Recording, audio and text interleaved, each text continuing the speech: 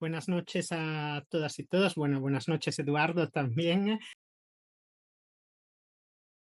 Bueno, en estos días estuve volviendo a leer muchas de las obras de Eduardo que he ido leyendo en los 10 años que tengo experiencia de conocerle y de compartir con él en investigaciones en Ecuador.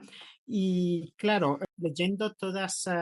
estas obras de nuevo, ha sido muy interesante poder ver como una evolución, yo creo, o lo que yo he percibido como una evolución de los intereses y sensibilidades de Eduardo, que se nota en los varios trabajos empezar a marcar lo que es un espacio, un terreno de reflexión que empieza desde la definición y desde el bosquejo alrededor de lo que es el ámbito urbano y las ciudades en el ámbito andino, para luego irse ramificando y explorando caminos o chaquiñanes siempre más articulados que de alguna manera van enriqueciendo lo que es el núcleo y el origen de su reflexión conceptual. Un punto de partida bastante importante es el libro que ya citó Francisca, de La ciudad y los otros, un libro que creo que es muy importante para entender muchas claves y significados de la historia social quiteña en los últimos 2 siglos, pero también La ciudad y los otros es lo que yo creo que es bastante fuerte en Eduardo, una lección de método. Porque si hay algo que he apreciado mucho de Eduardo en estos años es no solo el interés de los conceptos que nos propone y de las lecturas que nos propone sobre las ciudades, sino ser un gran maestro de método. Y creo que esto es muy importante, esta capacidad que él tiene en sus varios libros de hacer hablar a los archivos, interrogar a los archivos, pero con preguntas muy articuladas entre la historia y la antropología. El conectar a archivos y fuentes muy diferentes, ¿no? Francisca habló de los mapas, yo añado, y creo que es muy presente en varias de sus obras, las fotografías, el aparato fotográfico que acompaña a La ciudad de los otros, pero también está viendo Los trajines callejeros, o el último libro hecho con Erika Bedón sobre ferias, plazas y mercados, un aparato fotográfico muy importante y muy enriquecedor que casi toma vida en conexión con el texto de Eduardo. Entonces, esta capacidad no solo de hacer hablar archivos, sino también tipos de fuentes y de registros muy diferentes dentro de un discurso. Y creo conectando también temas muy diferentes entre ellos. Desde La ciudad y los otros siempre he apreciado la capacidad y la aspiración de Eduardo de conseguir conectar lo local y lo global. Lo local, Quito y sus barrios, lo más local que puede existir, desde las callejuelas del centro histórico a los barrios más periféricos, con lo global, los sistemas coloniales, los flujos entre ciudades, las cuestiones ligadas a la historia republicana, pero a la historia latinoamericana.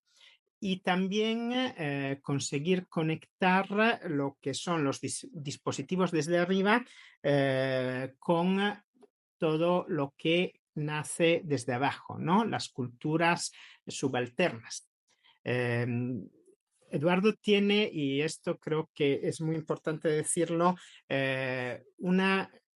buena lectura muy Foucaultiana de los dispositivos, se nota sobre todo en La ciudad y los otros, ¿no? Todo el análisis que hace del ornato y de la policía, de cómo estos dispositivos que nacen desde los grupos elitarios y desde el Estado van dando forma y plasmando al modelo urbano de la modernidad, pero no es una lectura Foucaultiana a sentido único o ingenua, querría decir, como son muchas lecturas Foucaultianas que se limitan simplemente a describir los dispositivos como aparatos de poder que se reciben en algo dispuesto a ser plasmado. Esta es la crítica que ha sido movida muchas veces a los Foucaultianos y que yo mismo a veces en muchos debates que hemos tenido he avanzado. Bueno, en Eduardo yo creo que hay esta capacidad de superar esto combinando este discurso sobre los dispositivos de poder con todo lo que son los discursos, las reacciones y las culturas que nacen desde abajo, ¿no? Las culturas subalternas, a las que el antropólogo y el historiador tienen que dar voz, porque son culturas, Francisca dijo justamente que han sido una ciudad que ha sido silenciada, su gente, sus habitantes que han sido silenciados y que a través de las fuentes y de un juego de lectura de las fuentes y de los registros nosotros podemos volver a dar voz. Y creo que Eduardo esto lo consigue muy bien, lo de volver a dar voz en esto. Entonces, por ejemplo, leyendo La ciudad y los otros, quería citar, yo he apreciado mucho descubrir ciertas citas, como Francisca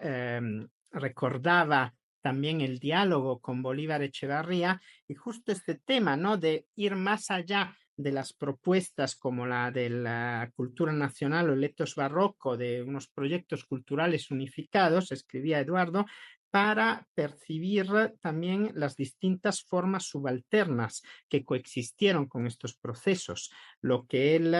dice una sociedad plural. Y entonces nuestro reto de conseguir captar la pluralidad, sobre todo cuando esta pluralidad ha sido silenciada y olvidada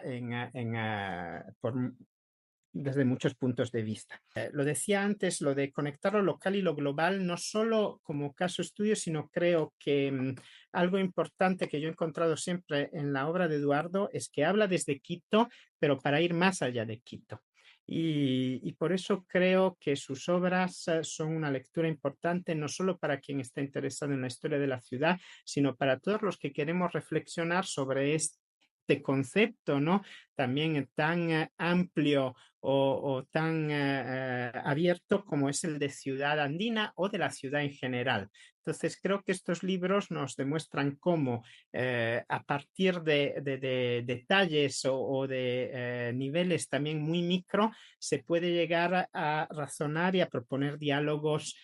más abiertos que pueden ir más allá. Y acabo diciendo, bueno, la poética, ¿no? Francisca hacía la conexión con la obra poética de Eduardo. Yo creo que también en la narrativa y en la narración de Eduardo en sus libros existe una gran poética. Si la historia y la antropología pueden ser en algún momento no una ciencia social, sino más parecida a las humanidades, creo que Eduardo es un gran intérprete de esta idea. En sus descripciones de los mercados, de los comercios, de las fiestas populares, creo que existe una gran poética que nos hace partícipes casi de esta realidad, pero sobre todo nos revela cuánto Eduardo como investigador ha sido un investigador no totalmente